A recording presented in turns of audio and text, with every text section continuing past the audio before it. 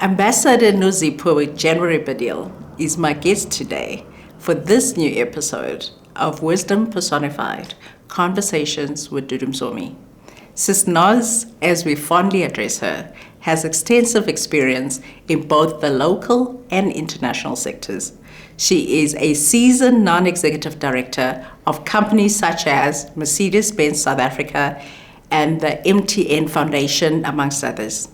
She has a passion for working on issues related to human rights, social justice, gender equality, corporate governance, and sustainable development.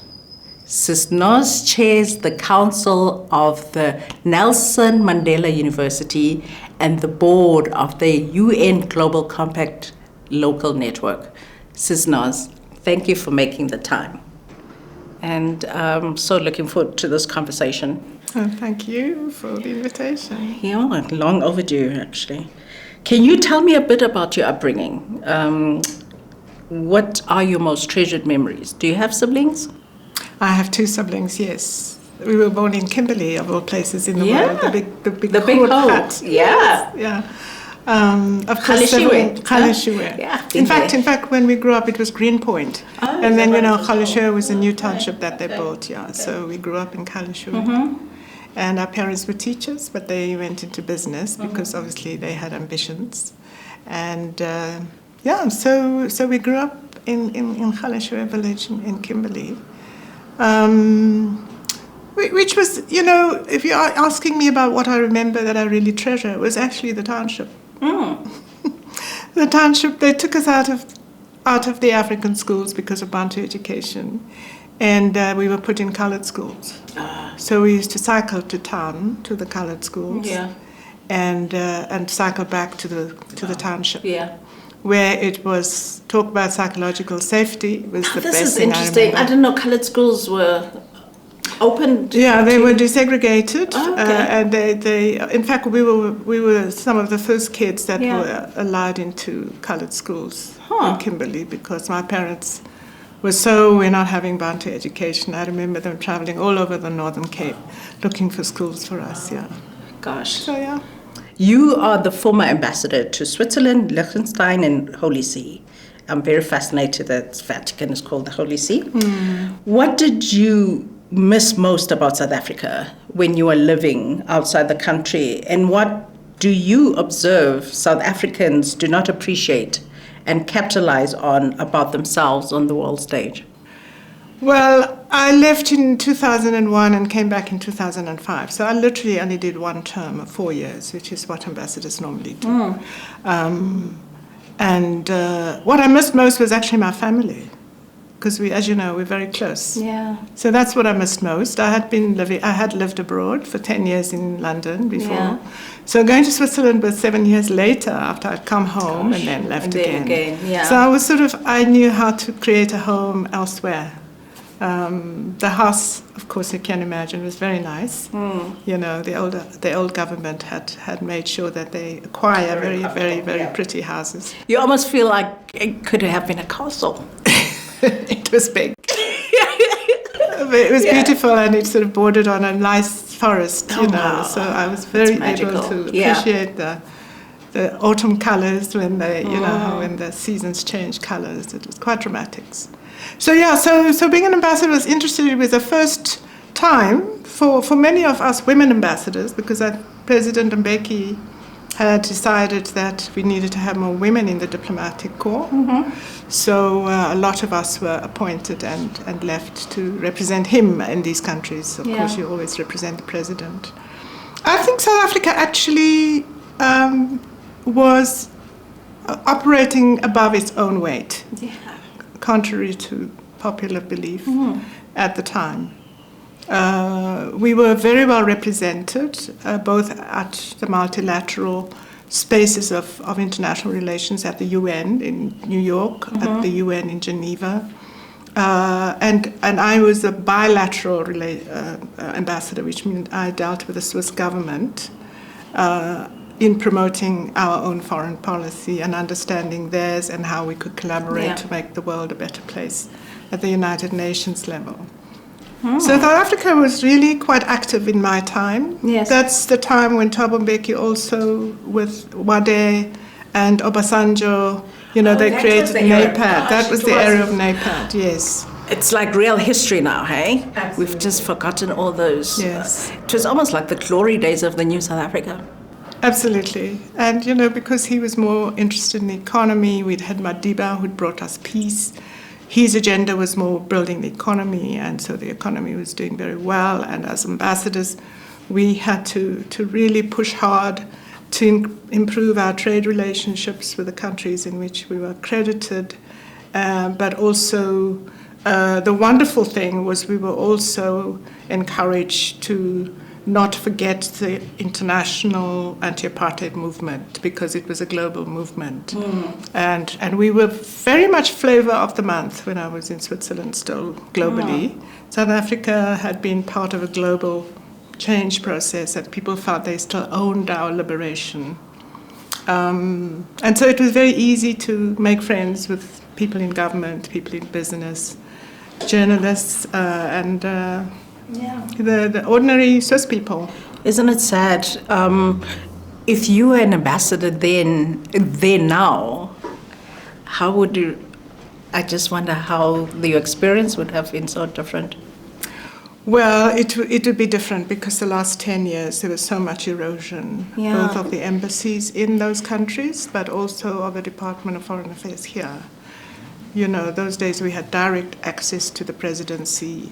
I don't know how much guidance current ambassadors really get from the office of the president, but those days we were activist ambassadors, yes. and we were very conscious politically, and we understood our foreign policy very well because it was drummed into us. Yeah. We had an excellent DG in Ayanda Nsaluba, Dr. Ayanda Nsaluba, Yes. who's now at Discovery. He's the corporate affairs executive at Discovery.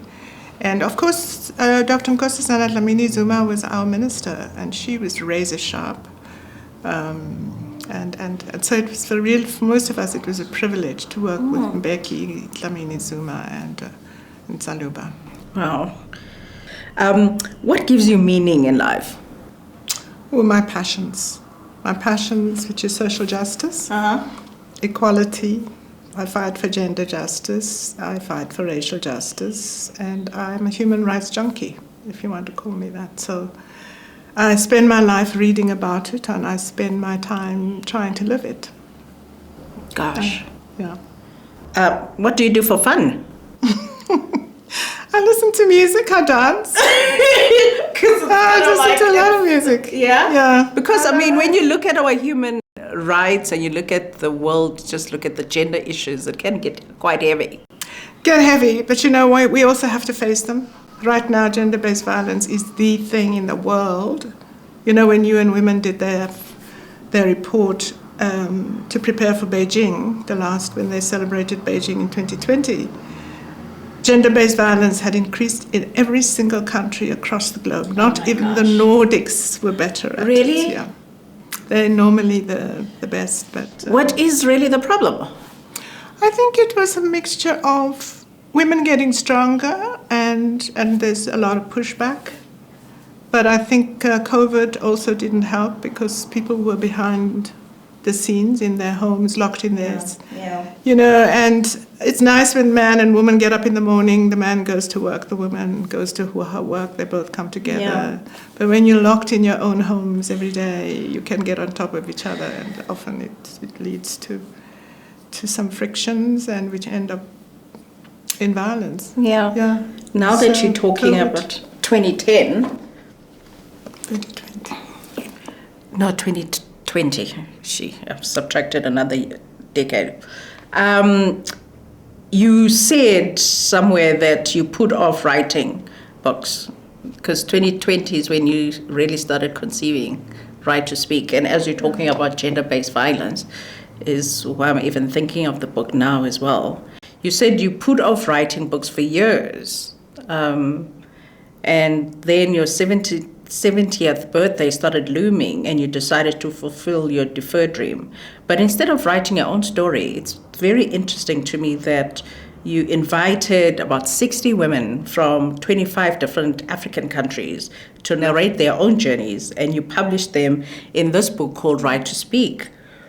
What is the dominating wisdom that you have learned as you were editing these perspectives? And what perspective have you yourself gained around, the view of the African female particularly? Yes. So let me start with the motivation for doing it. It was really, as I say, my own personal desire to document, to write our story as we have experienced our lives. Because I was saying, I say somewhere in the book that I know my mom and her peers at the time when I was a kid. And I know how much they did, socially as well as politically to working for justice in South Africa on the one hand, but also being very community activists. And when I look for anything about my mum and her sisters, because she had 3 sisters, and they were all in the National Council of African Women doing various things.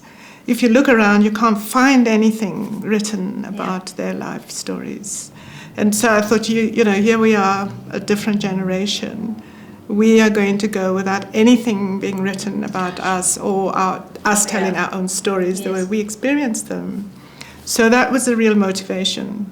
And interestingly, when I asked all the women, they were very frightened about writing, because I think putting anything down on paper, an idea that the world is going to read it, is a bit of a daunting idea. So although there was some struggling around it, we were able to motivate and cajole and really encourage the women to write. The editing was very hard work. Gosh, but it came out beautifully. I mean, really, it's a beautiful book.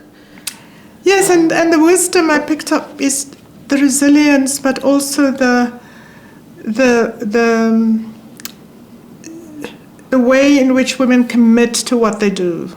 Each one of these women, all 55 of them, have done something to make the world a better place. And it sometimes be at a cost to themselves. Yeah.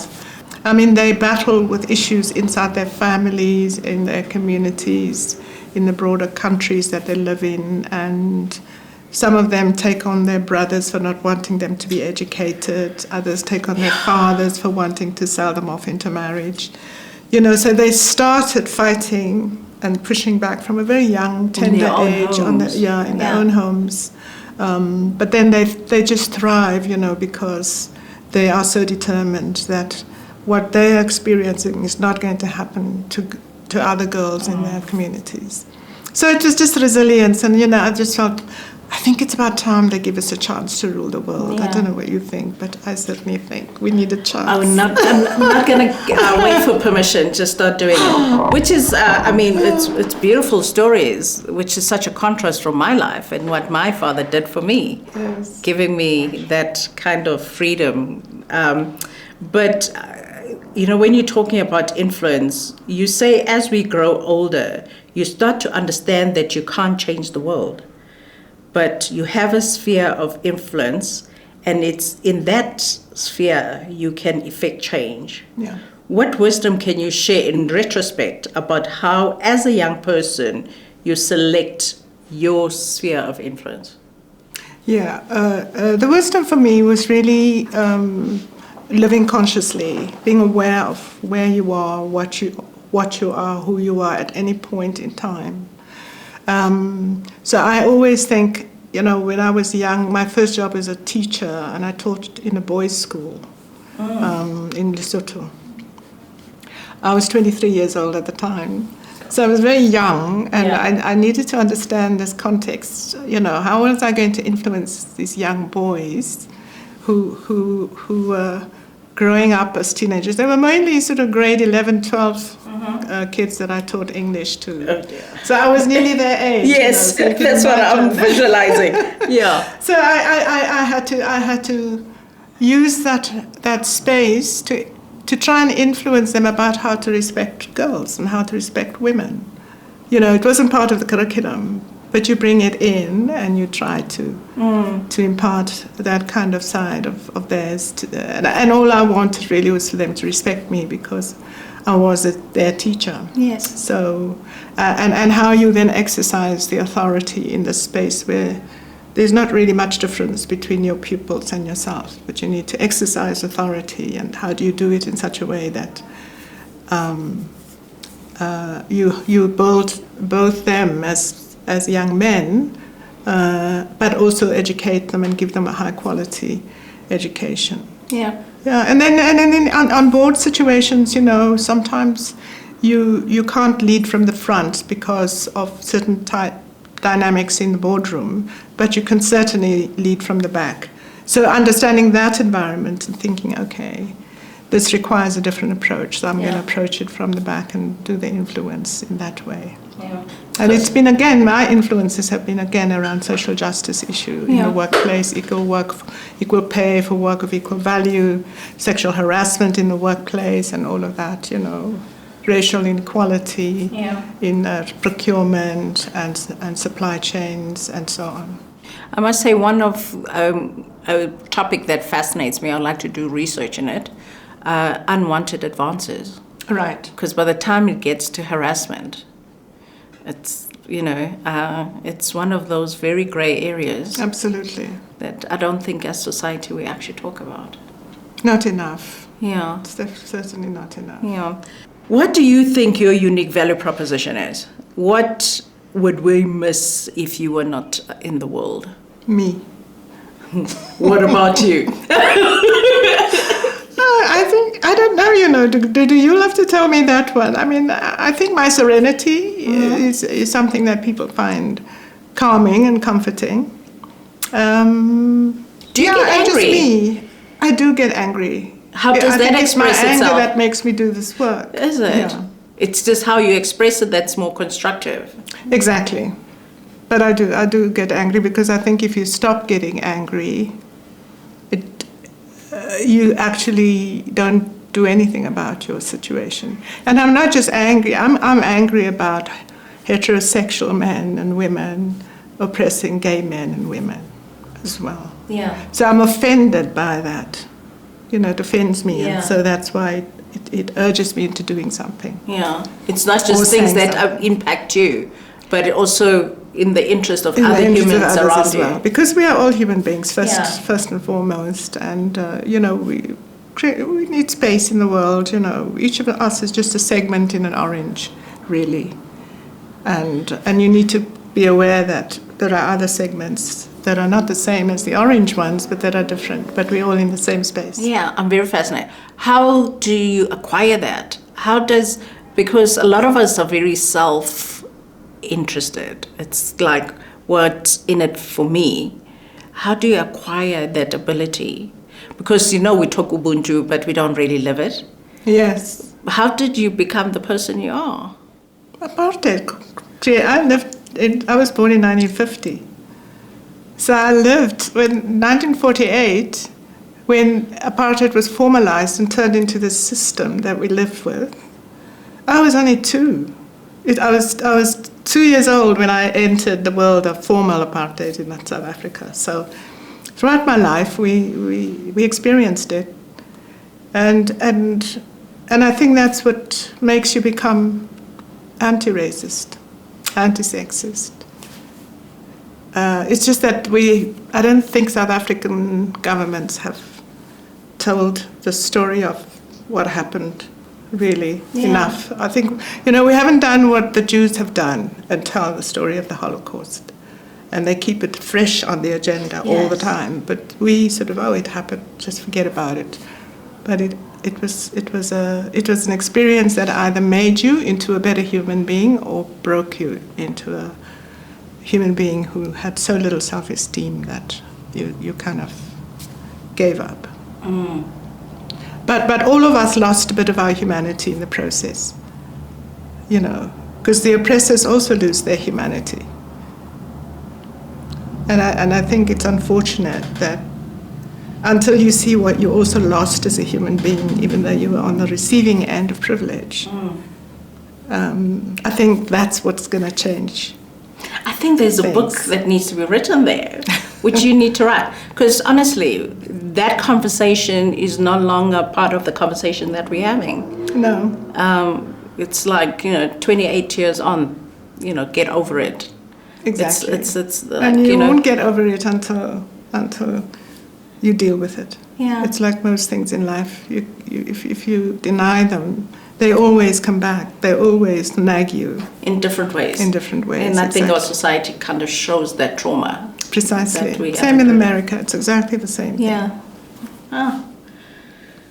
Talk to me about the first instance when you realized that you had the position, the power, and the authority to change somebody's life or the organization you were leading. What was that specific event, and how did that realization make you feel? Gosh, there are many experiences, but I'll use the ambassador one because that was also sort of like more international and global. When you were asked to go and represent the president, first of all, I at least expected it. I didn't think, why is he picking me? He doesn't really know me much. But I thought somebody may have noticed, so that really gave me a lot of. Yeah. I felt privileged. Really, I experienced the privilege, and then the realization this is a huge responsibility. How do I represent the president, but also my country?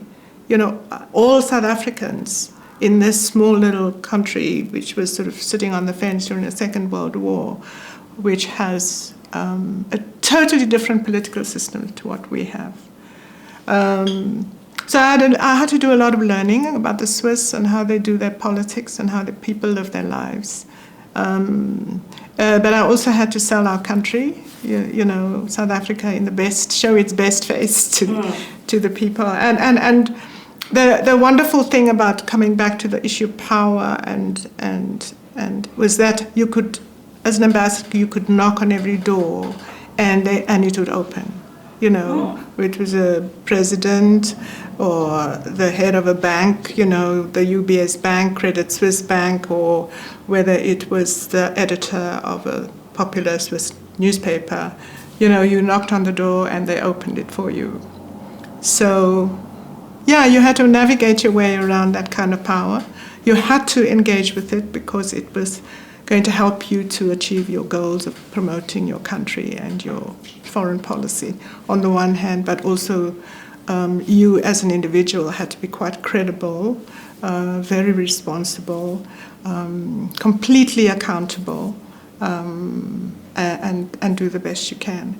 And I loved it. I flourished in that environment. Yeah. I really, really enjoyed it a lot. By the time, the Swiss still talk about my time there. I made lots of friends and... do you speak French or do you speak... I learned a bit of German because I could German. speak Afrikaans, which was easy. Yeah. But I struggled with French. I can understand it, but talking is too difficult. I did for 1 year study. If you don't practice it, Yeah. In the book, Right to Speak, you mentioned that you had to resign from a board of directors of a major listed company because the policy clearly stated that individuals could not serve beyond the age of 70. Do you think that is ageism, or is there wisdom in such a policy? I think the company tried to be wise about it because it was also the kind of company that had read the King IV guidelines very carefully. And King IV says you can only be on a board for 9 months. It recommends that after 9 years, people should really come off the board and find somebody else. So I had done 8 years. And so this was going to be my 9th year. But the company had decided also, like executives have to retire at 60 in most companies. So they had figured out that 70 would be an appropriate age to retire. We didn't agree with it. I didn't agree with it necessarily, but I was willing to go along with it because of King IV, and I'd been there 8 years. I was into my 9th year. Yeah. So my birthday came before the end of the 9th year. and I left in May 2020 after I'd done eight years, and I was just about to begin the 9th year. Because I'm thinking in the context of the diversity of skills and age and experience, what does it say when we kind of have that kind of arbitrary cutoff when the person is still vital and can still contribute?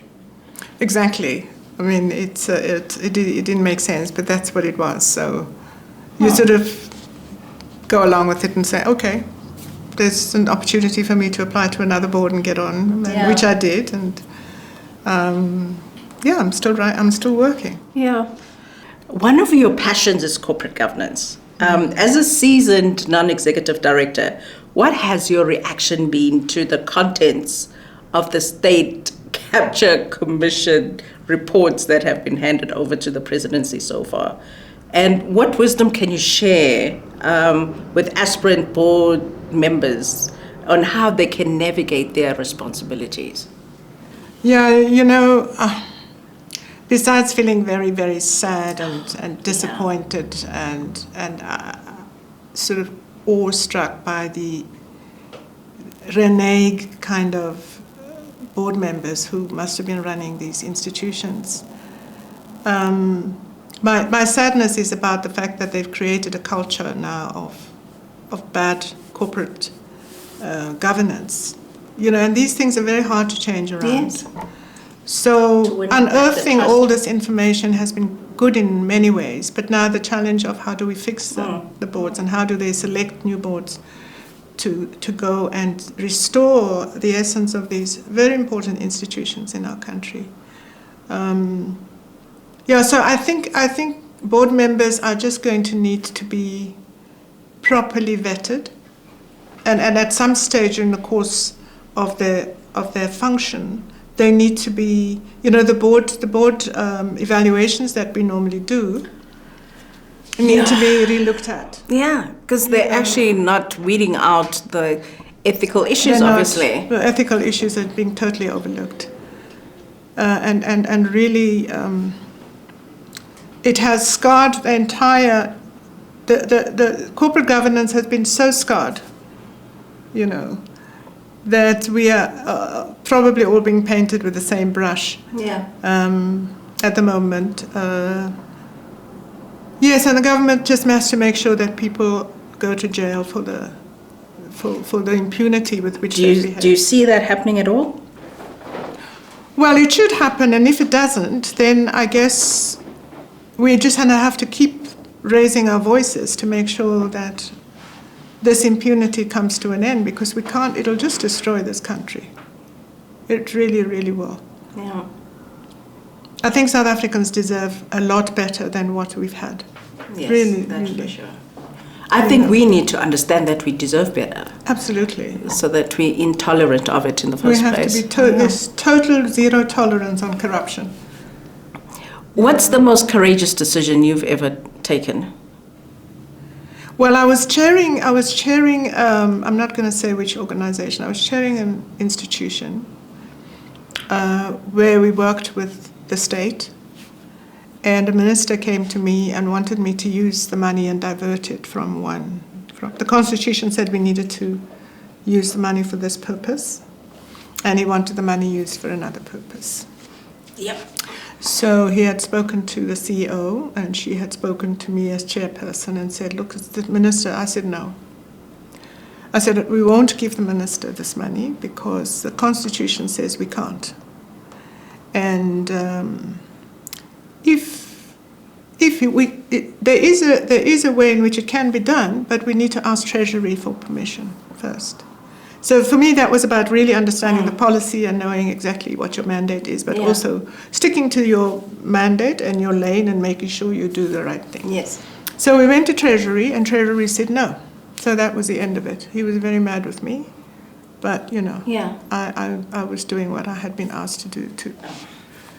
Yeah. So that was a hard moment where politics and my role as the chair of an organization, which had lots and lots of money, by the way. Yeah. But which was very clear about how this money should be spent. It is amazing that we don't see the privilege of our positions, that we think state funds, our personal funds, that we can just direct. We're not custodians of that money. No, we're not. It's just amazing, which I think is what's breeding the corruption that we are having. Exactly. But I think I also gained a lot of respect from him because we never stop being friends. I mean, he's always nice when he sees me. And, because I think sometimes we also imagine the worst when we say no to certain things, where in fact you are building credibility.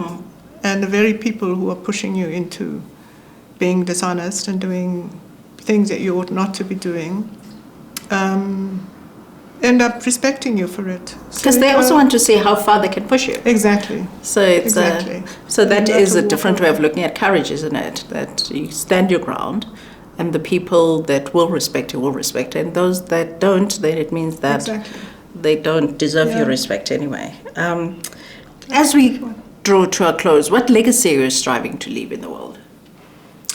Well, I think Right to Speak is the beginning of that legacy. To make our voices heard, but our voices written. And I'm going to continue to do this, to encourage other women to write and write myself as well.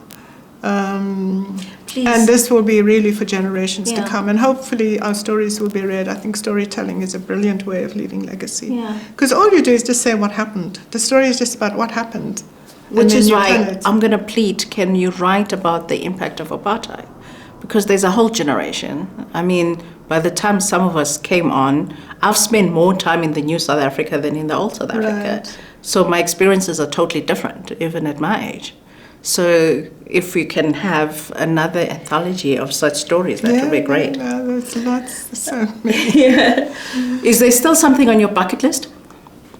Yeah, I just love traveling, and so, there are some countries I haven't been to, like India.